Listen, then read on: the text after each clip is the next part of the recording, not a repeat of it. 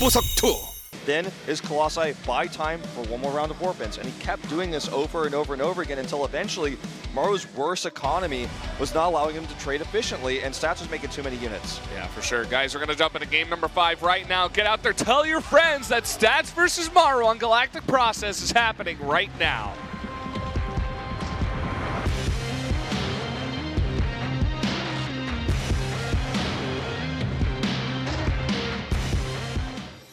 갤럭틱 프로세스로 떠납니다.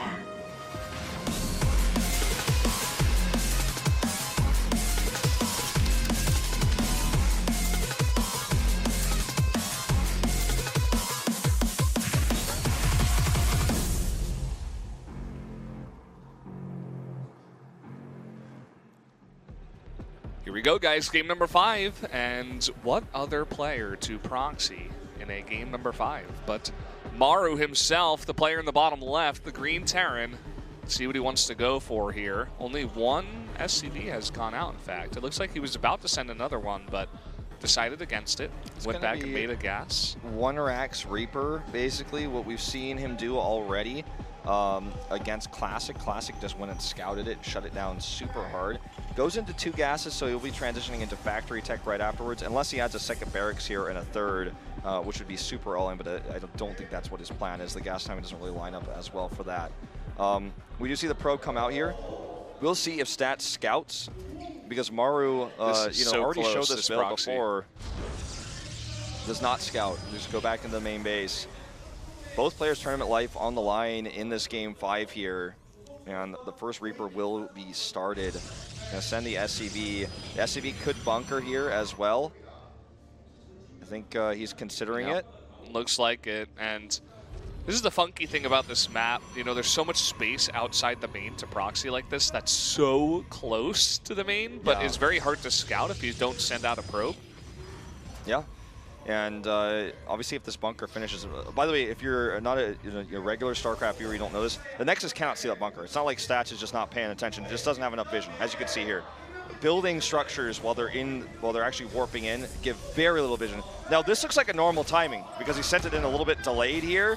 And Stats, of course. Oh, he gets us surrounded! He gets us around! That is huge! That really weakens this push. He's going to have a Marine out here, though, in just a moment.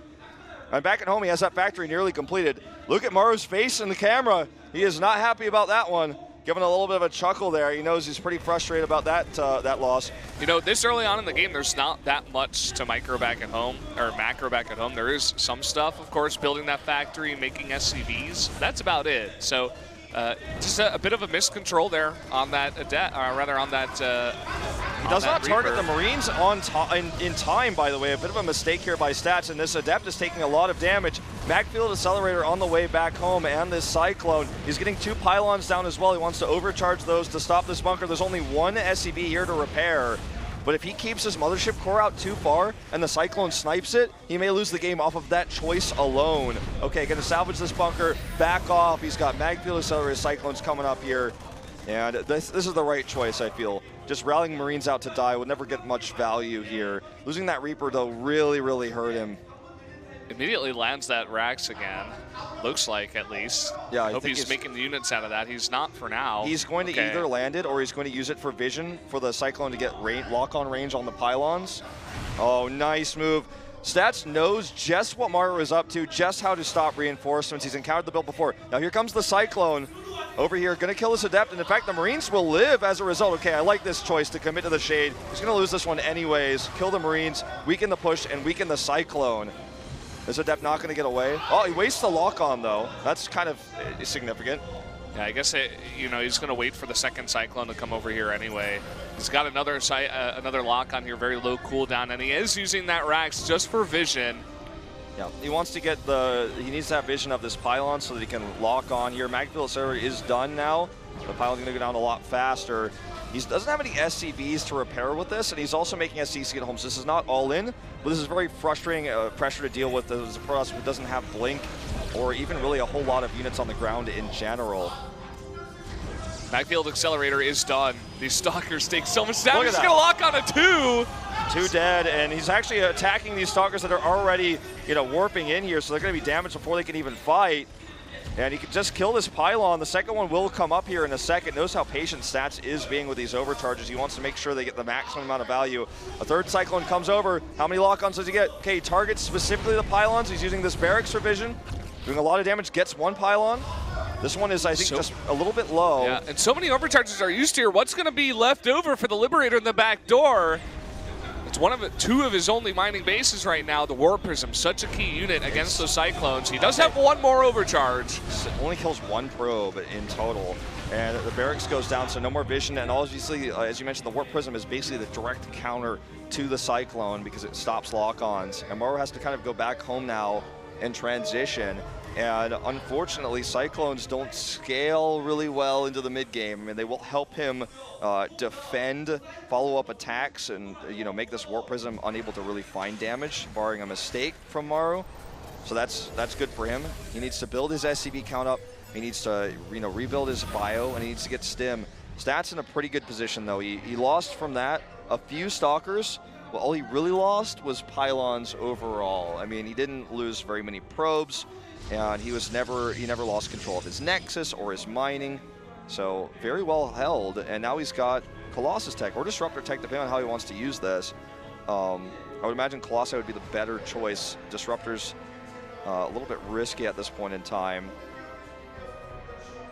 Could get Prism speed if he's really worried about more Cyclones, but I don't think that he's actually thinking that right now. Yeah, that would be one of the first times we've ever seen this. Over in Korea, and these Cyclones, as you said, they're not doing too much. They are going to scout this Warp Prism, though, and he can get the triple lock on. Yep. And there it is. It immediately goes down before Stats even has time to react. This was a sloppy choice, flying into the Watchtower, and he didn't expect Maru to be repaired, but Maru was absolutely prepared, and that's actually a lot of damage. That's 3 dead Stalkers. I believe those are Stalkers in there. Whether they're Stalkers or Adepts, regardless, a lot of damage done. The Prism is dead, which means he can use the Cyclones a little bit more aggressively because he knows there's no Prism coming his way. He doesn't have to have them set up on the defense. Looks like he's just going to keep them with his army for the time being. Stim, +1, combat shields, all of these things coming up here from Maru. He's building a large army. And he may be able to attack before there's enough units to support these Colossi. Because again, Stats is doing this greedy Colossus third base build. It's almost like what we see from LGIM Younghwa in the old times. Remember this player that played in Pro League a little bit? That you got to cast with me. Played in many GSL Code S's as well. This kind of style is basically what we're seeing from Stats. Greedy third base, but Colossi is supported. If the Terran can't attack you because he's trying to transition from his earlier attack, then you kind of get away with both. But this next attack is going to be very powerful, yet again for Maru. Yeah, it definitely is going to be. I mean, the Liberator going to be very key. Needs to make sure it does not get picked off. Blink is only about halfway done.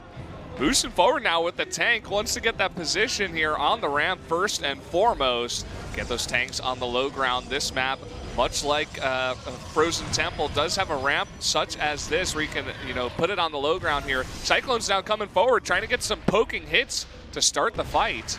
Yep, this pylon will go down, but it's buying time. Bunker comes up here. He may decide to overcharge to stop this bunker. I don't even know if that's quite in range. The bio is going to come over here and hit the pylon. He's using this Colossus range. This is very similar to what we saw on Frozen Temple just earlier. Vikings are out on the map this time, though, so Maru has poke of his own. He's kind of altered this push a little bit to support this bio against the Colossus range. One overcharge does go down. And as I said before, this has been key to Stats holding off these pushes in the past, is just getting those Adepts behind and picking off these reinforcements. This time, though, he's not quite far enough from the main army of Maru. Going to have those Adepts picked off and not going to be able to help out in the fight. Imagine the power of sending even 4 or 5 Marines to this base. He could walk them over there right now and do so much damage. It's hard to get through there right now, but if he actually just had 1 medevac, he could do it. He's just going to commit to this push, though, and commit to the front instead. And Stats is just trying to hold on. He knows he has the better economy. He knows he's building a Colossus count that's going to help deal with this. But the Vikings are a problem. He cannot be losing hit points like this. And if he loses too many Colossi, he loses ground. And if he loses ground, he loses the Nexus. Looks like he's going to go for it. The Adepts do shade in. Marines getting into the bunker. Nice Miker on that tank. And once again, the Protoss Army taking a lot of damage here. A big bank in minerals right now for Stats. He needs to spend some of that money. He's just got a gas problem. I think he just finished his assimilators at his third base. He lost this assimilator as well, which is causing him a gas problem.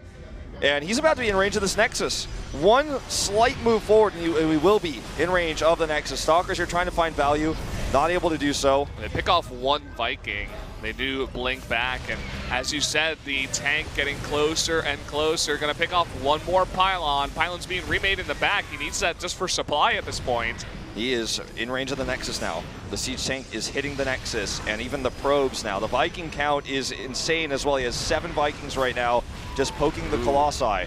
Really nice control on these Stalkers from Stats. He picks off unit after unit, gonna snipe another bunker. Does he commit here? He's looking like it, actually. Lots of Colossi, lots of Stalkers. All right, he's gonna come forward here. The Widow Mine already used its shot. The bunker's gonna go down. The Liberator doing as much damage as it can. The Vikings mostly eliminated here, which means he can't find the Colossi. GG Stats! That's it! Will advance. Maru knows it himself. The push has been held with that many Colossi, that many Stalker Stats. He makes it through, as you know, we were expecting, but it was a much closer series.